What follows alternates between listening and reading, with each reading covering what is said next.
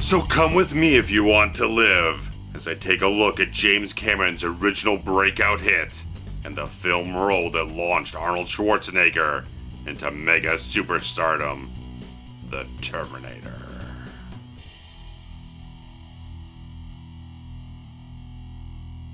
In the future, an artificial intelligence named Skynet fights a losing war against the human resistance in the wake of a nuclear near extinction. As a last resort, a cyborg assassin called the Terminator is sent back in time to kill Sarah Connor, the mother of the future leader of the Resistance. However, a lone soldier is sent back to protect her in the form of Kyle Reese. As the Terminator systematically hunts down and zeroes in on his innocent target, Reese quickly becomes her only hope for survival against a machine that can't be bargained with, can't be reasoned with, and absolutely will not stop, ever, until she is dead. So as we all know, the Terminator franchise was spawned from the imagination of James Cameron, who came up in the low-budget filmmaking world working under Roger Corman, working on films such as Battle Beyond the Stars, Galaxy of Terror, and doing a lot of the matte and visual effects work on John Carpenter's Escape from New York, before getting his first directing duties after the original director for Piranha 2: The Spawning dropped out of the project due to creative differences with the producers. So Cameron took on directing the film and finished production with a lot of problems, and ultimately he was locked out of the editing process, and ultimately didn't get the chance to really craft the film he possibly would have wanted to make. And he doesn't really consider it his first true directing credit because it was kind of something he fell into instead of being a very strong passion project that he had a lot of personal investment in. And ultimately that first passion project came in the form of a fever dream when he was deathly ill, envisioning a robotic skeleton immerse a raging inferno, which motivated Cameron's imagination to push forward with writing and directing The Terminator. Released in October of 1984 and produced on a budget of $6.4 million, The Terminator ultimately earned back $78 million at the box office. And what I really like about this film, that you've got James Cameron with a very low budget, forcing him to use all those Roger Corman earned skills to be very innovative and creative in how to achieve what he wanted to achieve with this film without having a whole ton of money and a whole lot of resources to do it. So he had to be extremely creative and just completely inventive with how he achieved absolutely everything with this film. That this is a type of film that easily, the concept and everything, if it's done like with Roger Corman or something like that, would be very much a B-movie type of experience, wouldn't be able to rise above itself. But because you've got James Cameron, who is a great filmmaker, using all these inventive skills and all these interesting types of ways to tell the story and use a lot of high quality effects and do everything, stretch every single dollar to its absolute maximum potential, this rises up to be an absolute classic of cinema beyond its B-movie type of setting and ideas and everything. It raises it up with so many great substantive and imaginative great things in this film, rises it up to an A-list type of film, in my opinion. And just like James Cameron's direction here, this is what I like from James Cameron, that he just has with this film, because it's low budget and everything, you get that gritty rawness of this film. There's just an absolute pulsating energy throughout this entire film. Just watching it again, it's just like, this film barely ever lets up, but it doesn't feel like it's rushed. It doesn't feel like it's burning through everything so fast, but it hits action sequences just at the right amounts, the right degrees, at the right intervals and everything. Just like everything works on such a well-oiled machine in that type, where this film just keeps moving forward and just keeps running and going and going. Just like this film just has a perfect pace to it.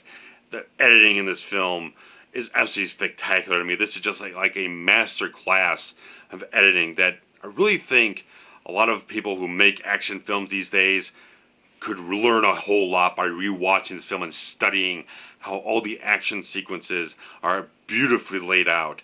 Everything's just sharp and to the point, and everything's raw and lean and everything. Just like everything, just the geography, the language of the scene is so brilliantly conveyed in all the editing and the cinematography choices. Everything that Cameron does to stage out this action is just absolutely perfect to me. It just gives the film that edge that it has, the energy that it has, all the maximum momentum that it has is through all the editing, all the great intense car chases and everything, the great shootouts this film has. I just love how the film is just plotted out and moves forward and just never seems to let up. It just, you'll have a scene where you slow down, you get the character development, you get Reese and Sarah just kind of having those moments, or things just slow down long enough to tell the story, move the characters forward, but then just picks right back up with another great action sequence.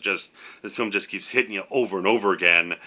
But it's great that what it is that makes James Cameron that interesting filmmaker, when he was just absolutely perfect, when he was just in that absolute prime of time of his career with this film, through stuff like True Lies and everything.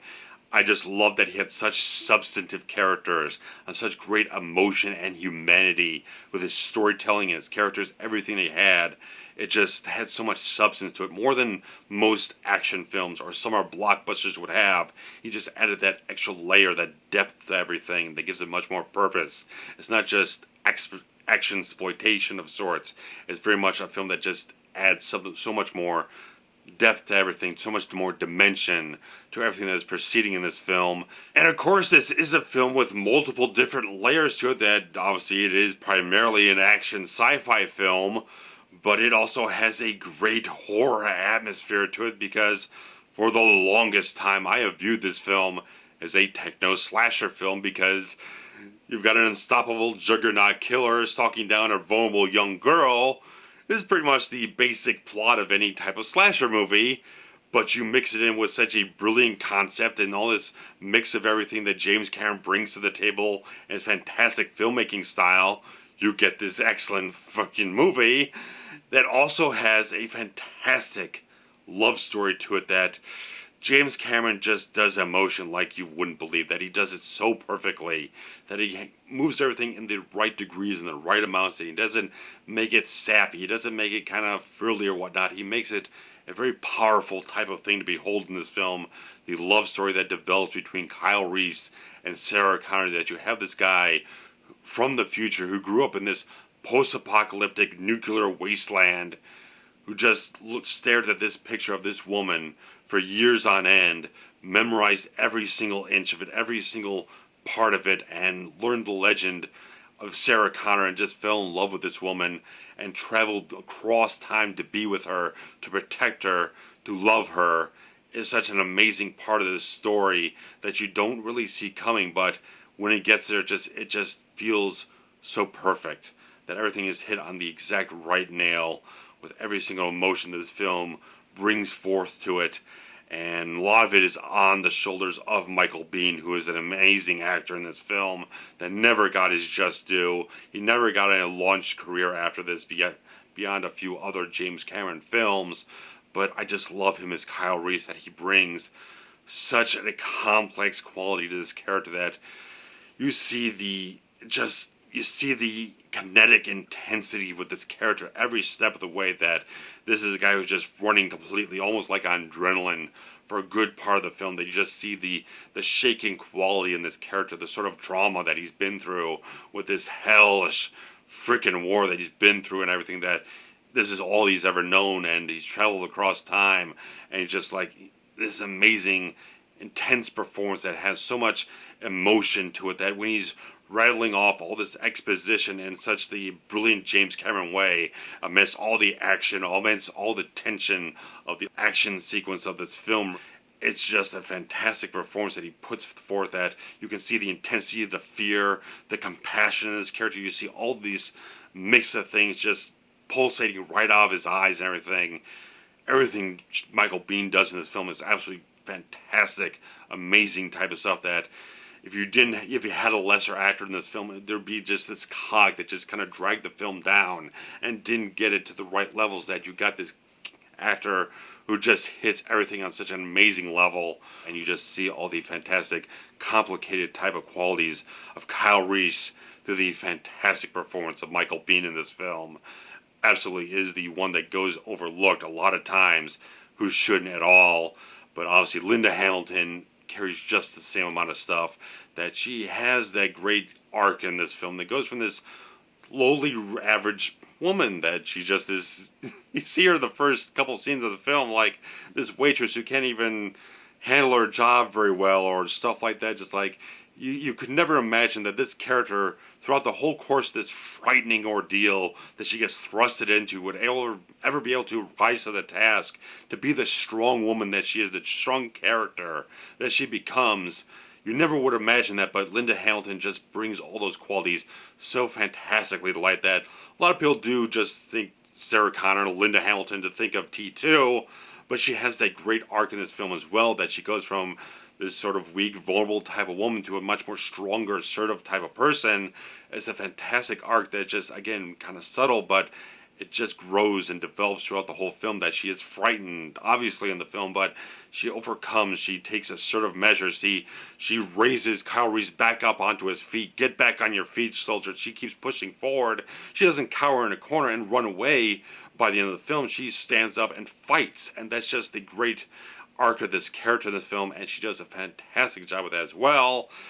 But of course, you've got Arnold Schwarzenegger, who just was absolutely launched into mega stardom after this film. That Conan the Barbarian started him. It just kind of like, this is a guy that you really need to look at, but this was just like, you were blown away. This is the thing that just launched him into the stratosphere and made him the action star that he is.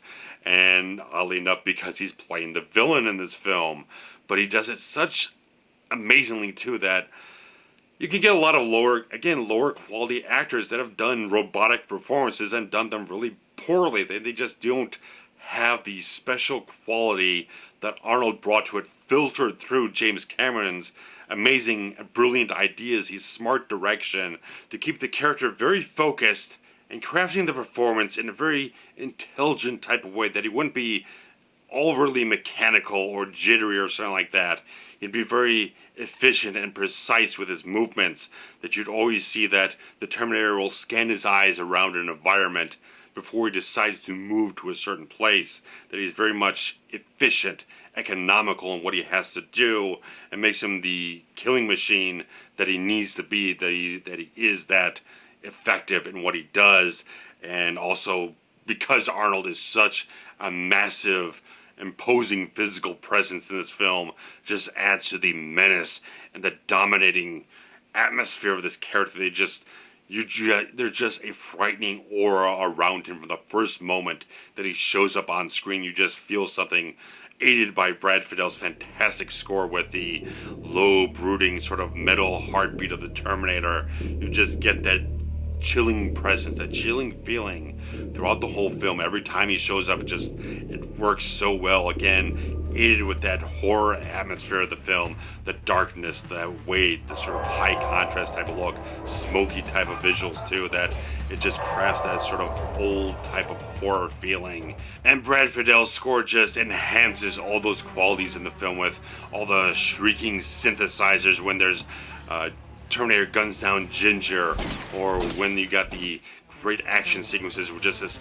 fast, pulsating type of score and everything, just moving everything forward in just this fantastic type of way.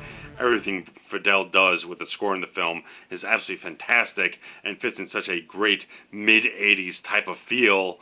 But it's nice to have a little counterbalance to all the heaviness, all the action, all the just intensity of the film, when you got two fantastic actors with Paul Winfield and Lance Henriksen, with such a fantastic, fun chemistry between them, where they just got a couple scenes when the two of them are just bantering back and forth in the police station. It's just like these little light moments between them are just absolutely fantastic. I'd love to see a buddy cop film between these two characters, between the two actors, but sadly we lost Paul Winfield quite some time ago, so unfortunately we won't ever get that. But you can watch this film and just get such a great, fantastic feeling from these two actors in this film. Just like, I love Lance Henriksen's all those little kind of comedy bits and pieces that he has. Is just like, it's absolutely delightful that these two just add so much to the film. And Paul Winfield as Lieutenant Traxler just also has that sort of caring type of compassion to a warm feeling when Sarah Connor finally gets in the custody of the police and everything. You just got a few moments where he just adds a little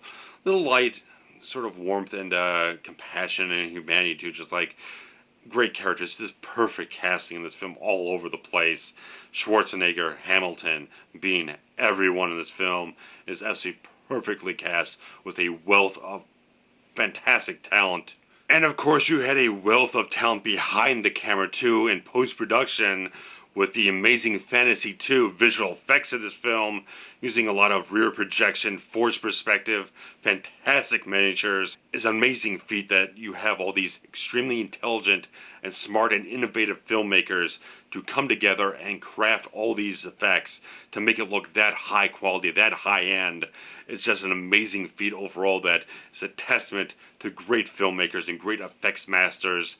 And of course, when you say great effects masters, you have to speak of Stan Winston, who created a lot of the animatronics in this film for the Terminator himself, where a lot of them do stand up great today, that they still work fantastically. But there's a couple of things here and there that they did the best that they possibly could with some of the kind of the animatronic Arnold head or whatnot. A little jittery, a little less than perfect, but it still really works for me that even the stop motion in the film that you have in a few instances still add again to that sort of like old Ray Harryhausen or horror atmosphere this film has. Just like, it just adds something more, just a little bit more primordial type of creepiness to everything. Just even if it looks a little dated, it still adds something more to the character and personality of those scenes, of the film overall. It just adds something to the whole atmosphere of what James Cameron was doing here, that if you had more money, do better effects, something that could rival some of the best stuff in the industry, but it's still, you still get that sort of grit, that grain, just that kind of rawness in the film, which is what I love about it, that certain films, I just need to have them look a little dirty to me, and this is one of those films that just has to have that raw quality to it. It just adds to that tense, unnerving, dangerous vibe this whole film has all the way through it. It just, part of the aesthetic, part of the feel for it is just that it looks a little dirty, looks a little raw to me. I love that about this film, and just the dark themes this thing has, that obviously it was the intention of the filmmakers with the club tech noir that kind of seeded into the minds of the critics and everything else. Just like, this is the dark side of technology. This is the type of theme, the feeling that we're going for, that technology overruns humanity.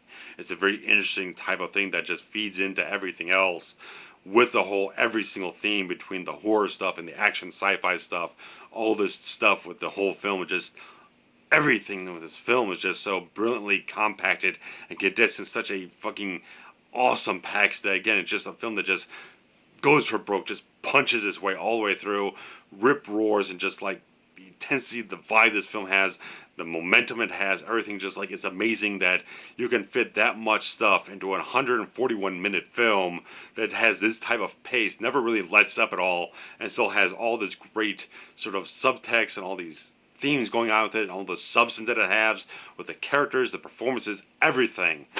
The Terminator is a great damn movie.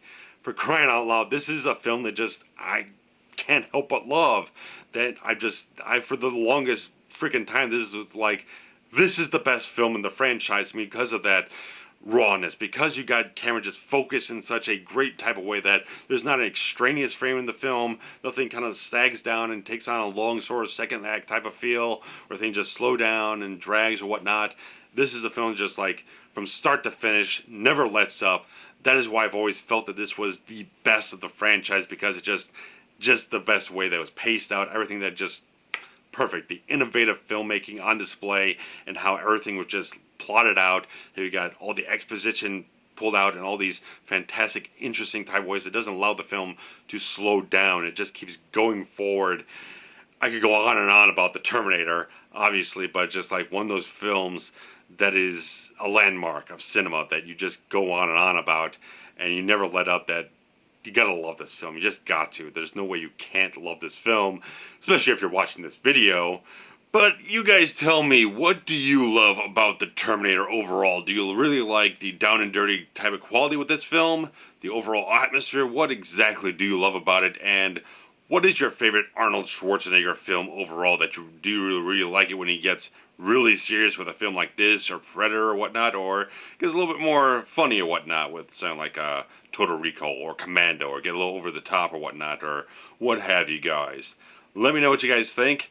Post your comments below. Hit the like buttons if you enjoyed what you saw here, and I will be back very shortly with the review of Terminator 2 Judgment Day, and hopefully, maybe, possibly, who knows, reviews of the further Terminator franchise beyond that, but a little bit at a time. So post your comments below, share the links around, and I'll be back soon, guys. Thanks for watching, so take care.